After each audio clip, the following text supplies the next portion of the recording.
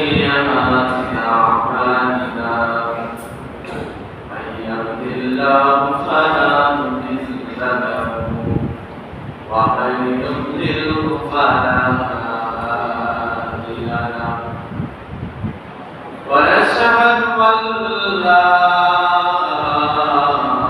إله إلا الله وأن محمدا عبده ورسوله صلى الله عليه وعلى آله وسلم أرسله بالحق بشيرا ونذيرا وداعيا إلى الله بإذنه وسراجا منيرا فقد قال الله تعالى في كلامه المجيد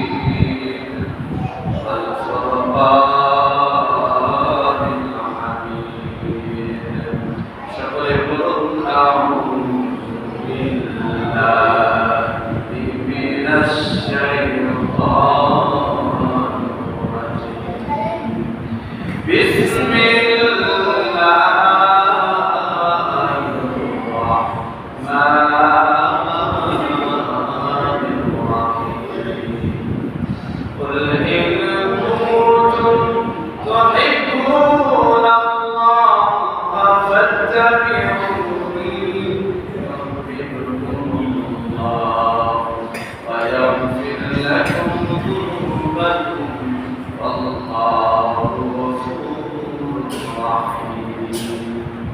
صدق الله العلي العظيم وصدق رسوله النبي الحبيب الكريم إن الله وملائكته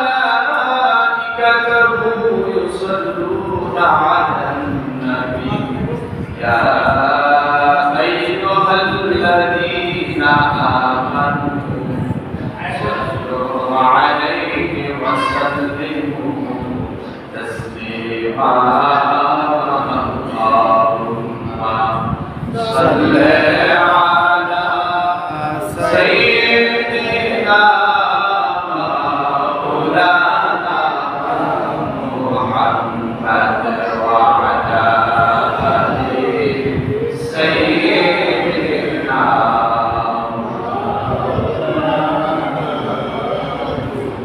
أشك ويا مؤمن درود مشروق سودان مدينة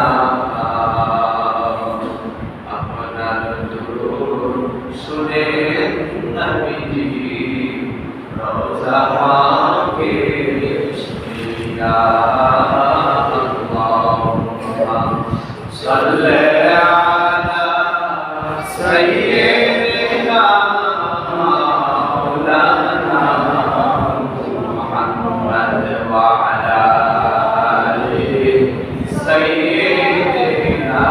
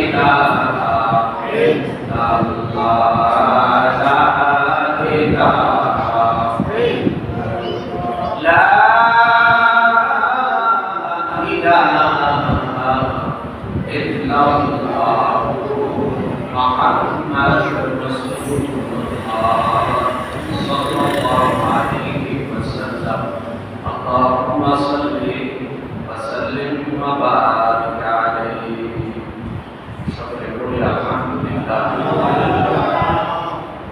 وما দরবারে কালিমাতুল শুকর আদায় করি। আল্লাহ সুবহানাহু ওয়া তাআলা আজ জিলহজে দ্বিতীয় জুমার মহান রাত আমাদেরকে তার ঘর মসজিদে আসার এবং বসার তৌফিক দান করেছেন। আমরা সকলে বলি আলহামদুলিল্লাহ।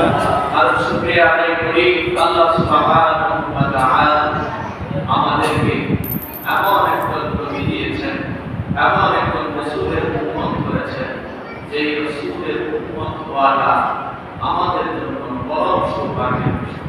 বলি না আলহামদুলিল্লাহ। প্যারা হাজির, যে আয়াতে কারিমা আমরা তেলাওয়াত করেছি, আল্লাহ সুবহানাহু ওয়া তাআলা এই আয়াতে আমাদেরকে যে হুকুম করেছেন, আমাদেরকে যে কাজ করার হুকুম করেছেন, অন্য নবী অন্য রাসূল তাদের উম্মতকে এই আদেশ করেন না। বলে আলহামদুলিল্লাহ। আল্লাহ বলেছেন কুল ইন কুনতুম তুহিব্বুনাল্লাহ। আচ্ছা বলেন তো আল্লাহকে রাজি করতে কে না চায়? আল্লাহকে রাজি করতে আমরা চাই কি চাই? আল্লাহকে মহব্বত করতে চাই কি চাই? তো আল্লাহকে আমরা কিভাবে মহব্বত করব? তিনি নিরাকার, তার কোনো আকার নেই, কোনো অস্তিত্ব নেই। আল্লাহ এগুলো থেকেও পবিত্র। সুবহানাল্লাহ। তাহলে আমরা আল্লাহকে মহব্বত করতে চাই, আল্লাহকে ভালোবাসতে চাই। আল্লাহ তার হাবিবকে বলতেছেন কুল ইন কুনতুম তুহিব্বুনাল্লাহ ফাত্তাবিউনি ইউহিব্বুকুমুল্লাহ। সুবহানাল্লাহ। আল্লাহ বলতেছেন হে রাসূল আপনি বলে দেন, আপনি আপনার উম্মতদেরকে বলে দেন, যদি তোমরা আল্লাহকে মহব্বত করতে চাও, আল্লাহকে অনুসরণ করতে চাও, তবে তোমরা আমার অনুসরণ করো। সুবহানাল্লাহ। তাহলে অনুসরণ কি? ফাত্তাবিউনি ইউহিব্বুকুমুল্লাহ।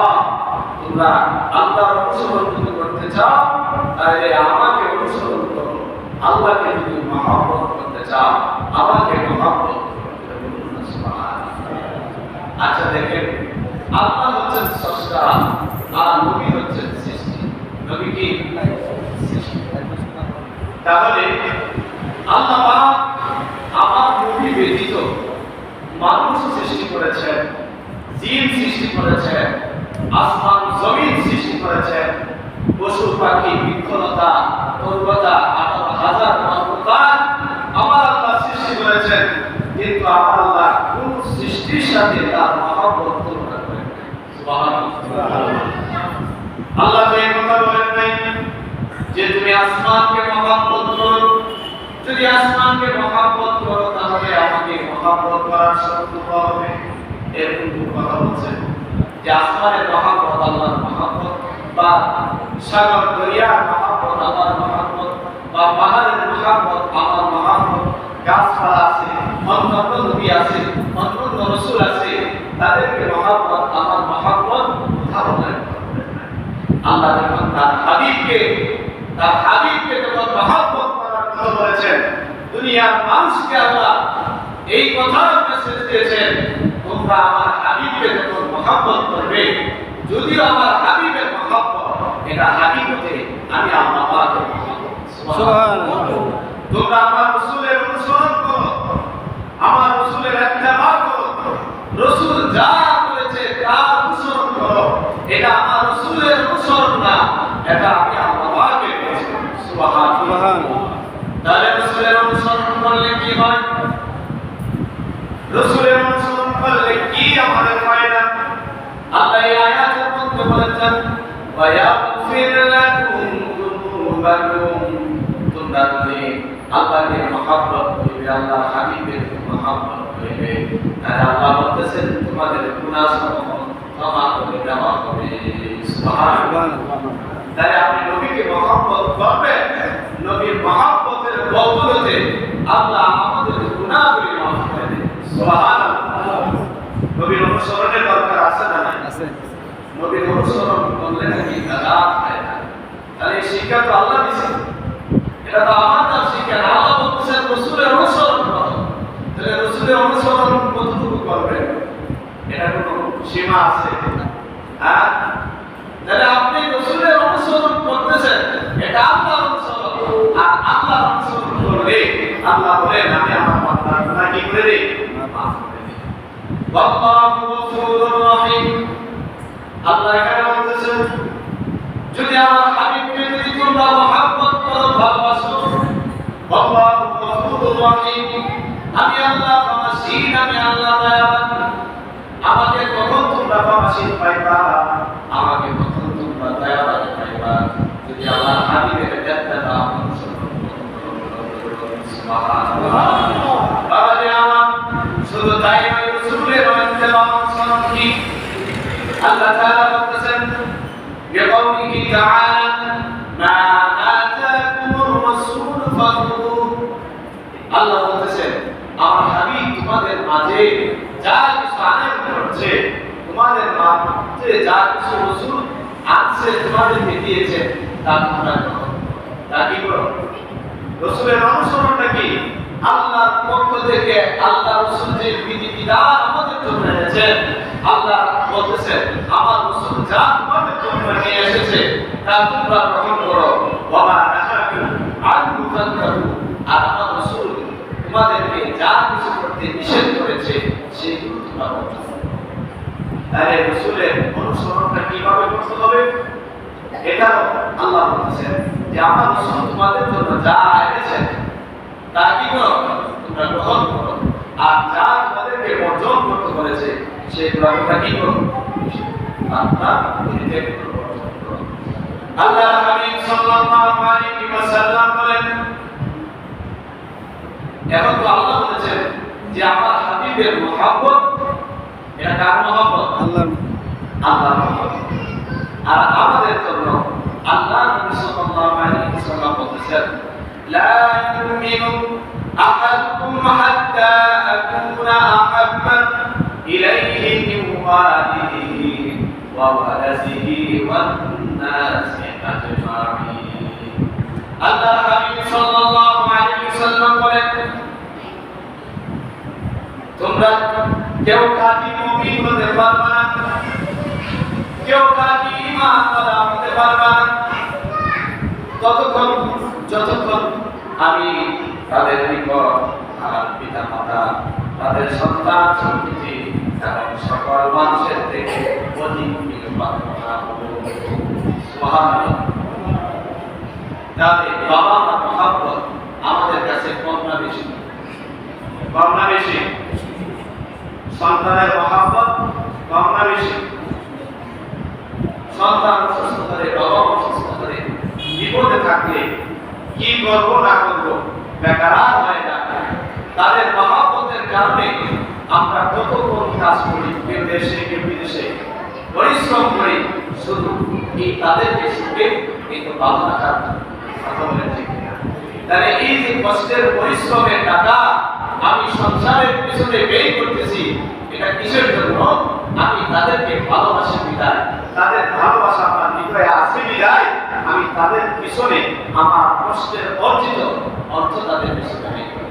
রাসূল বলেছেন এর চাইতে অধিক অধিক পরিমাণ যদি মহব্বত ভালোবাসা তোমাদের হৃদয়ে আমার জন্য না থাকে ততক্ষণ পর্যন্ত তোমরা মুমিন হতে পারবে না। সুবহানাল্লাহ। তাহলে সেই মুমিনের পরিচয় দিয়েছেন হযরত আবু বকর সিদ্দিক রাদিয়াল্লাহু তাআলা। মুমিনের পরিচয় দিয়েছেন হযরত ওমর রাদিয়াল্লাহু তাআলা, হযরত উসমান রাদিয়াল্লাহু তাআলা। সুবহানাল্লাহ। সুবহানাল্লাহ। হযরত ওমর যখন ইসলাম গ্রহণ করলেন তার বাবা বারবার ইসলাম ত্যাগ করার জন্য ওমরকে বাধ্য করতেছিলেন। সর্বশেষ ওমর আমার নবীর মহব্বতে তার বাবার রক্তটা আলাদা করে দিয়েছে। সুবহানাল্লাহ। এটা কার মহব্বত করেছে? এটা কি ওমরের ব্যক্তিগত বিষয় করেছিল না নবীর মহব্বত করেছিল? নবীর মহব্বত করেছিল। হযরত আবু বকর সিদ্দিক রাদিয়াল্লাহু তাআলা ইসলাম গ্রহণ করার আগে বড় শিল্পপতি ছিলেন, বড় অর্থশালী ছিলেন। যখন রাসূলের কদমে যখন হাত দিলেন ইসলামের প্রতিটা কাজে হযরত আবু বকর সিদ্দিক দিতে দিতে দিতে দিতে শেষ পর্যন্ত ঘরের চূড়া ছাই পর্যন্ত রাসূলের কাছে নিয়ে আসলেন। সুবহানাল্লাহ। তাই রাসূলের মহব্বতে এই সকল বিসর্জন দিয়েছে সাহাবাইরা। আমরা সেই রাসূলের মহব্বতের যত্নশীল হওয়ার দরকার আছে না? রাসূলের কে মহব্বত করলে কি হয়? আল্লাহর হাবিব সাল্লাল্লাহু আলাইহি ওয়াসাল্লাম বলেন, কুল্লু উম্মতি ইয়াদখুলুনাল জান্নাহ। আল্লাহর হাবিব সাল্লাল্লাহু আলাইহি ওয়াসাল্লাম বলেন, সমস্ত উম্মত আমার সকল উম্মত বেহেশতে প্রবেশ করিবে। আলহামদুলিল্লাহ। আমার নবীর উম্মত সকল উম্মত বেহেশতের মধ্যে প্রবেশ করবে ইল্লা মান আবা। রাসূল বলেন, যারা অগ্রহ করিল তারা ছাড়া আমার সকল উম্মত আমার সাথে জান্নাতে যাবে। সুবহানাল্লাহ। সাহাবায়ে কেরাম প্রশ্ন করলেন, মান আবা ইয়া রাসূলুল্লাহ? ক্বালা মান আতানি ইয়া রাসূলুল্লাহ। কে আপনার অগ্রহ করিল? আল্লাহর হাবিব সাল্লাল্লাহু আলাইহি ওয়াসাল্লাম বলেন, ক্বালা মান আতানি দাখালাল জান্নাহ ওয়া মান আসানি ফাকাদ আবা। রাসূল সাল্লাল্লাহু আলাইহি ওয়াসাল্লাম বলেন, যে আমার তাবেদারি করিল সে বেহেশতে প্রবেশ করিল, আর যে আমার নাফরমানি করিল অর্থাৎ আমার হুকুমের অবাধ্য হইল, আমি যে আদেশ শুরু করেছি এই আদেশ সে পালন না করে সে অন্যভাবে তার নিজের মন গড়ার জন্য সে আমার নাফরমানি করল। আল্লাহ হাবিব বলেন, যে আমার নাফরমানি করবে সে ব্যতীত আমার উম্মত জান্নাতে প্রবেশ করবে। সুবহানাল্লাহ। তাহলে রাসূলের অনুসরণ করা দরকার আছে না? রাসূলের অনুসরণ কেমনে করবেন? রাসূলের অনুসরণ কি? وعنه عليه الصلاة والسلام، من أحب سنتي فقد أحبني ومن أحبني كان معي في الجنة। আল্লাহর হাবিব সাল্লাল্লাহু আলাইহি ওয়াসাল্লাম বলেন, যে আমার সুন্নতকে মহব্বত করলো, যে আমার সুন্নতকে ভালোবাসলো, সে যেন আমাকে মহব্বত করলো, ভালোবাসে। সুবহানাল্লাহ। তাহলে আল্লাহ হাবিবের ভালোবাসাটা আমার আল্লাহ পাকের ভালোবাসা। আল্লাহ হাবিব বলেন, আমার উম্মত আমার সুন্নতকে ভালোবাসলো, আমার সুন্নতকে মহব্বত করলো, সে যেন আমি নবীকে ভালোবাসলো, মহব্বত করলো। সুবহানাল্লাহ। শুধু তাই নয়, আল্লাহর হাবিব বলেন, যে আমার সুন্নতকে মহব্বত করবে কানা মা'আয়া ফিল জান্নাহ, আমার সেই উম্মত আমার সঙ্গে বেহেশতে থাকবে। নবী যে বেহেশতে থাকবে, আল্লাহ হাবিব বলেন, সে আমার সঙ্গে একই বেহেশতে থাকবে। সুবহানাল্লাহ। তাহলে নবীর সুন্নতের দরকার আছে কি? এখন তো আমরা ফরজ ইবাদত পরিত্যাগ করতেছি, নবীর সুন্নতের তো খবরই নাই। তাহলে নবীকে যদি ভালোবাসতে চান, নবীকে যদি মহব্বত করতে চান, নবীর সুন্নতকে আঁকড়ে ধরার দরকার আছে না নাই? নিজের পরিবার, পরিজন, সাংসারিক জীবন সকল ক্ষেত্রে নবীর সুন্নত মোতাবেক জীবন পরিচালনা করার দরকার আছে না নাই? ব্যবসার মধ্যে নবীর সুন্নত আছে, ঘরের মধ্যে নবীর সুন্নত আছে, বাহিরেও নবীর সুন্নত আছে, কথা বলবেন সেখানেও নবীর সুন্নত আছে। সুবহানাল্লাহ। আমরা পরিচয় আছি যে ঘরের মধ্যে সালাম দিই না, বাহিরের মধ্যে সালাম দিই। বাবা মাকে সালাম দিতে শরম লাগে, লজ্জা লাগে, অথচ বাহিরের লোককে সালাম দিতে লজ্জা লাগে। অন্য লোকের নেকি নেই, অথচ আমার ঘরের মধ্যে নেক ঢুকায় না। এস্তেজা হাতে নিরাকুল ব্যবহার করি না, উযু শুনতে মেসওয়াক করি না, সুন্নতের আমল করি না, দাড়িও রাখি না। এই যে নবীর মহব্বত যদি আপনি না করেন, নবীর আল্লাহর অনুসরণটা আপনি কিভাবে করবেন? নবী তো আল্লাহ বলেছেন, নবী যা তোমাদের জন্য আদেশ করেছে তা তোমরা কি করো? গ্রহণ করো। তাহলে নবী উম্মতের জন্য আদেশ দিয়েছে একটা, আর আমাদের জীবন পরিচালিত হচ্ছে আরেকভাবে। তাহলে এর দ্বারা পরিবারে ভালো কিছু আশা করা যায়। শুধু তাই না, নবীর সুন্নতের আমল করলে লাভ কি? নবীর সুন্নতের আমল করলে ফায়দা কি? আল্লাহর হাবিবের মহব্বত এবং আল্লাহর মহব্বত। শুধু কি তাই? নবী বলেন, যে আমাকে মহব্বত করতে চায়, আমার সুন্নতকে যে মহব্বত করবে, আমার সুন্নতকে যে ভালোবাসবে, আমি আল্লাহর হাবিব বলতেছি, সে আমার সাথে জান্নাতে থাকবে। শুধু জান্নাতে নয়, আল্লাহর হাবিব হাদিসের মধ্যে বলেন, وعن النبي عليه الصلاة والسلام من تمسك بسنتي عند فساد أمتي فله أجر 100 شهيد। আল্লাহর হাবিব সাল্লাল্লাহু আলাইহি ওয়াসাল্লাম বলেন, শেষ জামানায় আমার উম্মত বিকৃতির সময়, অর্থাৎ কঠিন জামানার মধ্যে আমার যে উম্মত আমার সুন্নতকে মজবুত করে ধরিল, এই যে জামানাটা চলতেছে, ঈমানের উপরে বিদ্বেষপূর্ণ বক্তব্য আছে না? আল্লাহর হাবিবকে নিয়ে বিভিন্ন ধরনের কথা, আমল 4 রাকাত করা যাবে না, 2 রাকাত করতে হবে, এবং আকীদা বিষয়ে নানা ফতোয়া বিভিন্ন ভাবে সমাজের মধ্যে ঢুকাইতে আছে না? অনেক সময় ইচ্ছা করার সত্ত্বেও আমলের দিকে আসতে পারি না, কারণ এই দুনিয়া আমাদেরকে এমন ভাবে আকৃষ্ট করে ফেলেছে যে আল্লাহ রাসূলের কাজ করা আমাদের পক্ষে সম্ভব হয় না। আল্লাহর হাবিব বলেন, শেষ জামানায় এমন কঠিন জামানার মধ্যে যদি আমার উম্মত আমার একটা সুন্নতকে আঁকড়ে ধরে, আমার সুন্নতকে যদি মজবুত করে সেদিকে আমল করে, বেশি না বড় একটা আমল যদি প্রতিনিয়ত সে যদি মজবুত করে আঁকড়ে ধরে, আল্লাহর হাবিব বলেন, ফালাহু আজরুহু 100 শহীদ। আমার আল্লাহ আমার একটা সুন্নত আদায় করার কারণে আমার আল্লাহ তার আমলনামার মধ্যে 100 শহীদের সওয়াব দান করেন। সুবহানাল্লাহ, সুবহানাল্লাহ। শহীদ মানে কি? এত সহজ না, এত সহজ না শহীদ হওয়া। কেমন শহীদ? হযরতে হামজা নতুন বিবাহ করেছেন, যখন শুনেছে আল্লাহর হাবিব শহীদ হয়ে গিয়েছে, হযরতে হামজা নতুন বউয়ের মায়া ছেড়ে দিয়া যুদ্ধের ময়দানে গিয়ে যুদ্ধ করে নিজের জীবনটাকে আল্লাহর রাস্তায় ফিরিয়ে দিয়েছে।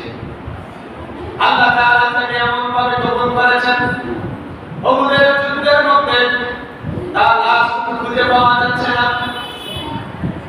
হযরতে হামজা স্ত্রী আল্লাহর হাবিব সাল্লাল্লাহু আলাইহি ওয়াসাল্লাম বলেছেন, ওহুদের যুদ্ধের মধ্যে যারা শহীদ হয়েছে সমস্ত শহীদদেরকে বিনা গোসলে দাফন করে দাও, কারণ কিয়ামতের ময়দানে প্রত্যেকটা শহীদের রক্তের বিনিময়ে আমার উম্মতের নাজাতের ব্যবস্থা হবে। সুবহানাল্লাহ। হযরতে হামজা স্ত্রী বলতেছেন, ইয়া রাসূলুল্লাহ, সব শহীদদেরকে বিনা গোসলে আপনি দাফন করে দেন, কিন্তু আমার স্বামীকে বিনা গোসলে দাফন দিয়ে দেন। আল্লাহর হাবিব বললেন, কেন? বলে, ইয়া রাসূলুল্লাহ, আমার স্বামী গতকাল আমার সাথে তার বিবাহ হয়েছে, আমার সাথে তার বাসর হয়েছে, সে গোসল করার সময়টুকু পায় নাই। যখন শুনেছে আপনি শহীদ হয়েছে, সে বিনা গোসলে যুদ্ধের ময়দানে চলে আসছে। ইয়া রাসূলুল্লাহ, সে শহীদ হয়ে গিয়েছে, তাদের থেকে সে তো নাপাক অবস্থায় আছে, তাহলে তার গোসল দিয়ে আপনারা আল্লাহর নবী সাহাবীদেরকে বুঝ লাগাইলেন যে আমার হামজার লাশ কোথায়। হামজার লাশ যুদ্ধের ময়দানে বিছায় পাইতেছে না। একটু করে জিবরাইল এসে বলতেছেন, ইয়া রাসূলুল্লাহ, পেরেশানি করবেন না, আপনার হামজার লাশ প্রথম আসমানে আমার আল্লাহ জমজমের পানি দিয়ে গোসল দিয়েছেন।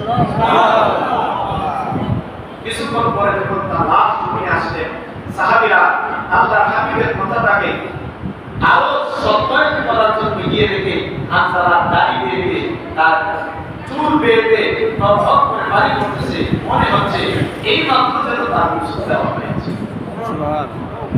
কেমন শহীদ? রাসূলের একটা সুন্নাত আদায় করে আল্লাহ 100 শহীদের সওয়াব দান করেন।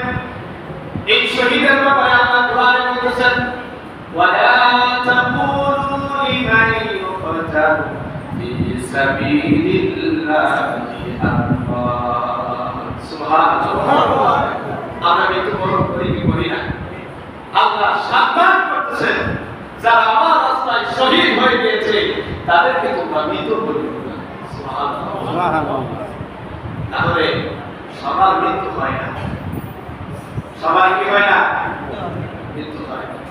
আমরা মরে যাই, আমাদের লাশটা পচে যায়, মাটির সাথে মিশে যায়, হাত মাংসগুলা জমিনের সাথে মিশে যায়, অথচ শহীদদের লাশ আমার আল্লাহ বলতেছেন তাদেরকে তোমরা মৃত বলিও না, আল আহইয়াউ ওয়ালাকিন লা তাশকুরুন, তারা কবরের মধ্যে জিন্দা। সুবহানাল্লাহ। তারপরে যাদেরকে আমার আল্লাহ শহীদ হিসাবে গ্রহণ করেছে, নবীর একটা সুন্নাত আমল করলে আমার আল্লাহ ওই রকম 100 শহীদের সওয়াব তার আমল মধ্যে দান করে। তাহলে সেই নবীর সুন্নতের আমল করার দরকার আছে না? আমল করে দুনিয়াতে আসছি, আমল করা। দুনিয়াতে আসছি সৃষ্টিকর্তাকে রাজি খুশি করার জন্য। সৃষ্টিকর্তা রাজি কোথায় মিলে? রাসূলের সুন্নতের মধ্যে, রাসূলের মহব্বতের মধ্যে মিলে, রাসূলের অনুসরণ অনুকরণের মধ্যে মিলে। আলহামদুলিল্লাহ। তাহলে সেই নবীর সুন্নতের বিষয় যত্নবান হব, আল্লাহ আমাদেরকে সেই তৌফিক দান করুন, আমরা বলি আমিন।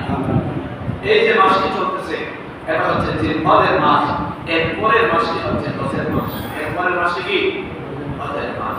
আর এই জিলহজের মাস হচ্ছে হজের প্রস্তুতির মাস। হজের কিসের মাস? হজের প্রস্তুতির মাস। আমরা জানি ইসলামের মূল স্তম্ভ কয়টি? 5টি। এর মধ্যে হজ হচ্ছে একটি। এর মধ্যে হজ কি? একটি। এই হজের ব্যাপারে হযরত আবু হুরায়রা রাদিয়াল্লাহু তাআলা নবীজিকে প্রশ্ন করলেন, ইয়া রাসূলুল্লাহ, সর্বাধিক উত্তম কাজ, উত্তম আমল কি? রাসূলুল্লাহ সাল্লাল্লাহু আলাইহি ওয়াসাল্লাম জবাব দিলেন, সর্বাধিক উত্তম হলে ওই কাজটি আল্লাহ এবং আল্লাহর রাসূলের প্রতি ঈমান আনয়ন করা। ঈমান করা, আল্লাহ এবং আল্লাহর রাসূলের প্রতি ঈমান আনয়ন করা। তারপরে জিজ্ঞাসা করা হলো, ইয়া রাসূলুল্লাহ, এরপরে কি? আল্লাহ নবী বলেন, আল্লাহর রাস্তায় জিহাদ করা। আল্লাহর রাস্তায় জিহাদ করা, দ্বীন কায়েমের জন্য, দ্বীন ইসলাম কায়েম করার জন্য আল্লাহর প্রতি কি করা? জিহাদ করা। তারপরে রাসূলুল্লাহ বলেন, ইয়া রাসূলুল্লাহ, তারপরের কাজটা কি? রাসূলুল্লাহ সাল্লাল্লাহু আলাইহি ওয়াসাল্লাম বলেন, মাবরুর বা মকবুল হজ আদায় করা। কি করা? মকবুল হজ আদায় করা। এই হজটি তার উপর ফরজ যা সামর্থ্য আছে। তার কি?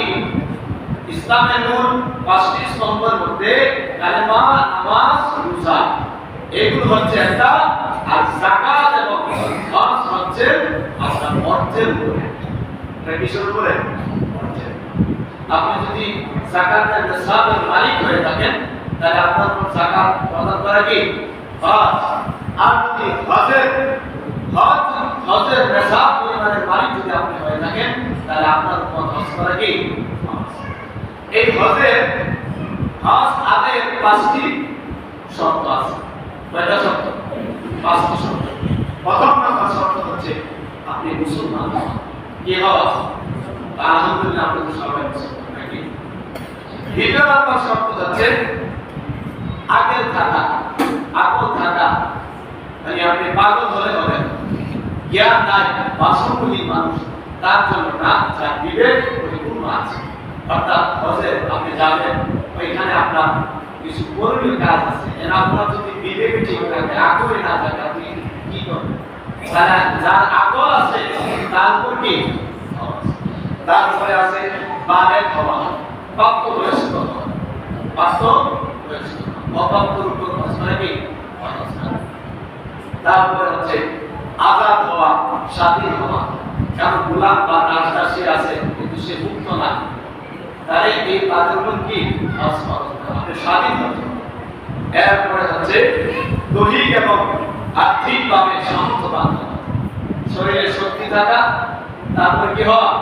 আর্থিকভাবে সামর্থ্যবান। তাহলে এই 5টা শর্ত যদি আপনার মধ্যে থাকে তাহলে আপনার উপর হজ করা কি? এখন অনেকে আমরা যাকাতের সাথে হজের নেসাবটাকে মিলাই। যাকাতের সাথে হজের, যাকাতের নেসাব হচ্ছে সম্পদের সাথে, আর হজের নেসাব কার সাথে? কার সাথে? এখানে আপনার ওই এত পরিমাণ টাকা হলে আপনি হজ করতে পারবেন না।